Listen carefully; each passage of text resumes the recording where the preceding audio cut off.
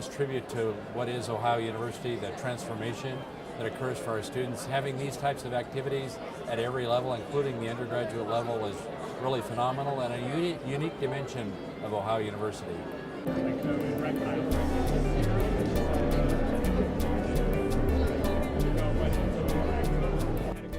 The two gentlemen I was judged by were really cool. Asked me some good questions. We're excited to hear it. And it's been a lot of fun seeing everyone else's stuff. My project is called Increased Trust, the effective disaggregated financial statements on potential nonprofit donations. And I work with Dr. Aaron Wilson. He kind of helped me formulate my ideas, figured out, showed me how to put it into a format that could send to a real journal, which was exciting. So a lot of people don't trust a lot of nonprofit organizations, and this may help that.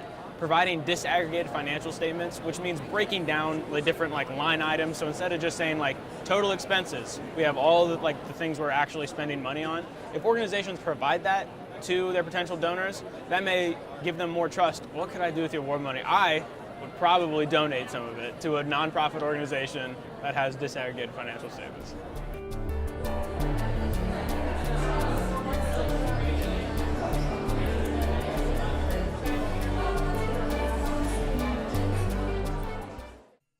I'm Olivia Cobb, and this is Eve on the subject of original sin.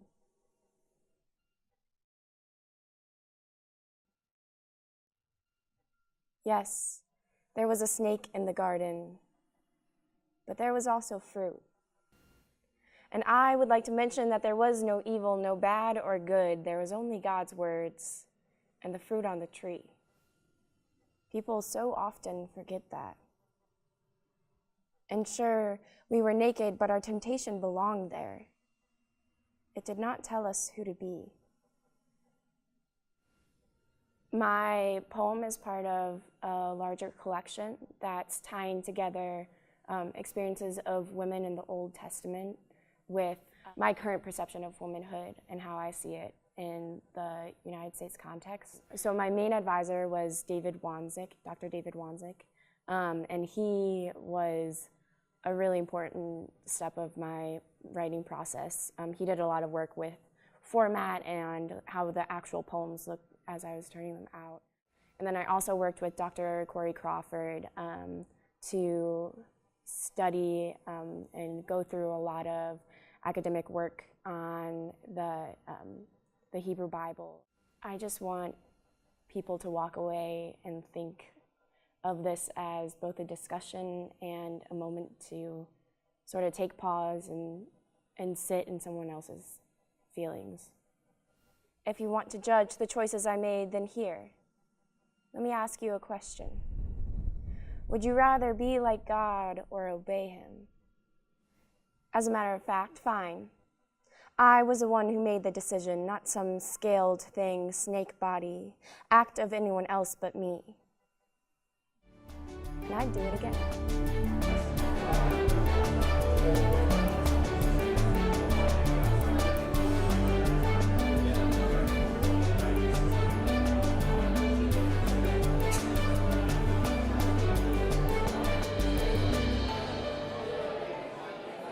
Our project basically is about merging two Appalachian traditions that we find interesting, which is the whole process of microbrewing and also local Appalachian music. So we went out to Little Fish Brewing, and we were able to link up with Sean and Jimmy, who are the owners of the brewery, and they pretty much gave us permission to record the old time jam session they have there. What we wanted to do with this project, one of the unique things about it is that we shot it with 360 video, and we shot it with ambisonic sound, and we kind of paired the two together to build this project. And we're actually showing it in a Samsung Gear VR headset. It allows the viewer, the audience member, to be more engaged, to be more immersed in the environment itself, being more immersed in the story.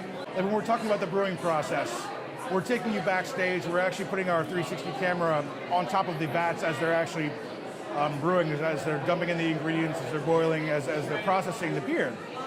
And you can look around, you're free to engage in any way you want, so you have a freedom of movement. So you're seeing 360 degrees, an angle that you wouldn't, a perspective that you would never otherwise see. No one ever sits in that position. We've actually had a lot of people come through this table who were interested in similar things that we're interested in. We made some pretty solid connections, and giving the people the opportunity to do that in this type of environment is great.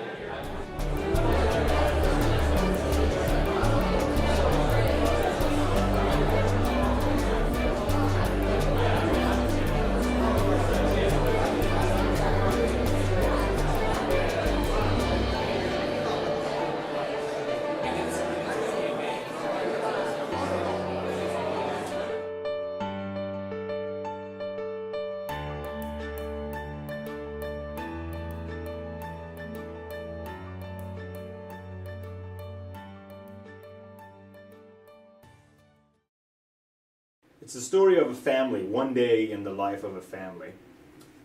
And we see one central event from 4 different perspectives. She rented a boat. And it was empty. Hey, Porcupine, when do you think you'll ship out? Are you gonna miss me? Let's go somewhere. I can't. I told you I have my mom. Sorry. It's okay.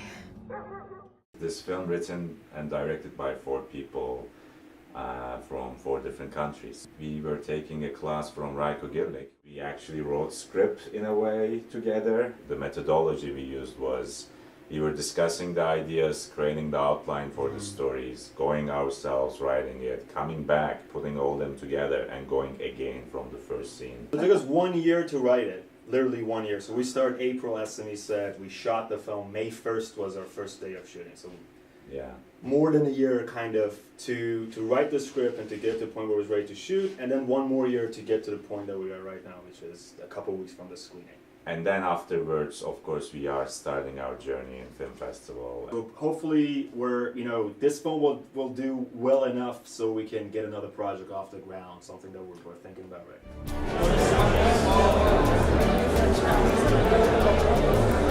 It's a production piece for the show Top Girls that was performed in November. It's about a young woman who is becoming the top of her class and invites a whole bunch of women to dinner in the first scene.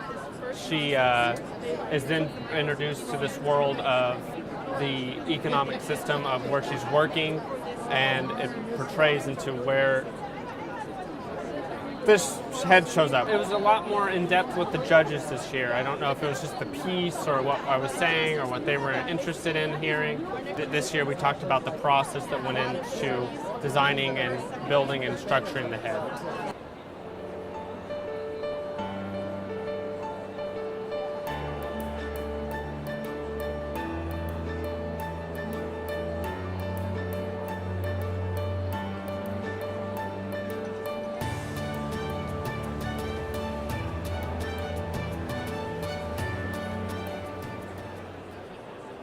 I'm actually a freshman in college, but I'm from Athens, so this is my second expo, because last year I also worked in the same lab with Dr. Nancy Stevens, and I presented at an expo as a senior in high school with a freshman. The general context for this project is that evolutionary biologists like to infer the diet of extinct species by comparing their dental complexities to that of living or extant species. We found our dental complexities for our 2 specimens, which are of this jaw, which is Ruckwapithecus, and then this tooth of Nazungwapithecus.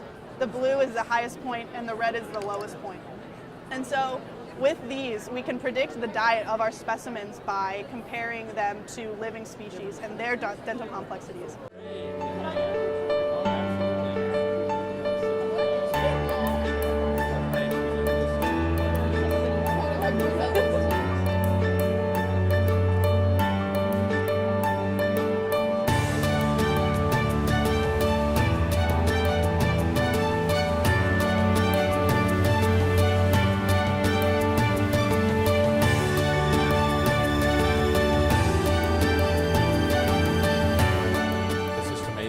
See the breadth from undergraduate, graduate students, interdisciplinary activities. It's one of the trademarks of Ohio University, the tremendous opportunities that our students have at every level.